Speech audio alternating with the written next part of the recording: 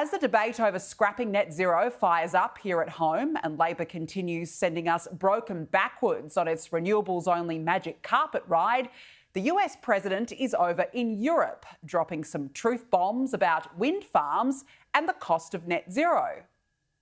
We will not allow a windmill to be built in the United States. They're killing us. They're killing the beauty of our scenery, our valleys, our beautiful plains, and I'm not talking about airplanes, I'm talking about beautiful plains, beautiful areas in the United States, and you look up and you see windmills all over the place. It's a horrible thing. How is that? No nonsense, just facts. And what makes it even more extraordinary is that he said it right in front of Ursula Von Der Leyen, the president of the European Commission, who has pushed for more wind energy, even going as far as to say the industry is a European success story. Well, I'm not sure what success she's boasting about. Europe is hardly a model for it. Spain and Portugal were plunged into darkness in April, just days after Spain professed it had powered the entire national grid with 100% renewable energy on a weekday for the first time. Next minute, blackouts, planes grounded, public transport grinded to a halt, darkness everywhere. Memo to Chris Bowen, this is what happens. And if Ursula Von Der Leyen was feeling really uncomfortable sitting next to Trump while he dished up the truth about reckless renewables, she was about to be hit with this perler from the president. It's the most expensive form of energy. It's no good. They're made in China, almost all of them. The whole thing is a con job. It's very expensive. And in all fairness, Germany tried it, and wind doesn't work. You need subsidy for wind, and energy should not need subsidy. With energy, you make money. You don't lose money. A con job, very expensive. You make money with energy, not lose it. Boom, boom, boom. And if Ursula was desperately hoping to leave the room at that point, Trump left her with one final serve. It ruins the landscape. It kills the birds. They're noisy. And not that you'd ever hear that from environmentalists. And look, Trump's not wrong. Look at Germany, a once reliable energy powerhouse, now labelled the sick man of Europe, with energy bills among some of the highest in the EU, thanks to the country's unrealistic emissions targets. It has many even asking if it's time for Germany to go back to nuclear power, just like Switzerland, which is seeking to lift the country's ban on new nuclear power plants. Denmark is revisiting its 40-year nuclear power ban. And the Belgian government is looking to reverse nuclear phase-out policy. I mean, Germany, among other members of the EU, are examples of what not to do.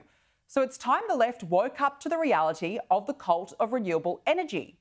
Yet, here in Australia, Labor is obsessed with its renewables-only fantasy, thinking it can run the grid on an experiment of transmission lines, giant wind turbines, green hydrogen, solar farms and batteries, all with environmental consequences and all costing us a bomb.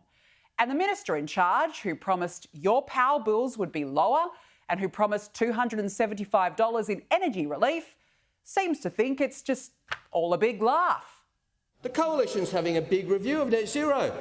The National Party's appointed a very thorough independent reviewer in Senator Canavan. Appointing Senator Canavan to review net zero is a bit like putting Coldplay in charge of Kiss Cam. It doesn't necessarily lead to a happy marriage. I mean, this guy just thinks our energy future is a big joke. And really, it is a big joke. How many green energy projects have been scrapped or delayed under his watch? So, speaking of truth bombs, here were the Nationals today, firing up the net zero debate again. This is about a great threat to our nation and one of the most divisive issues in regional Australia and one of the most crushing issues for pensioners and for small business that our nation has ever participated in, which is net zero. Net zero ultimately will destroy our economic base here in Australia. And the question that I want to know is, what will it cost? And look, they're not wrong. We emit 1% of the world's greenhouse gases, yet we sell coal and gas to India and China, two countries not even signed up to net zero by 2050 themselves. So it's about time we have a serious discussion about the massive costs associated with the renewable energy targets, while actual big emitters aren't even on board. And the debate is getting serious. WA, the Northern Territory and the South Australian Liberal parties have voted to scrap net zero, so the pressure is on their federal colleagues now. Yet members of the coalition are busy reviewing via a committee process whether or not to dump net zero targets. We have to work through this policy process, and I'm not foreshadowing what the outcome will be. It will be underpinned by two fundamental things: playing our part to responsibly and transparently reduce emissions, as we should, and also have a stable, reliable energy grid. I mean, for goodness sake, how long does it take a review to tell you that your power bills are going in the other direction? And let's not make the same mistakes as Europe. Time to call a spade a spade. As Trump said, net zero is a con job. You don't need a review to tell you that.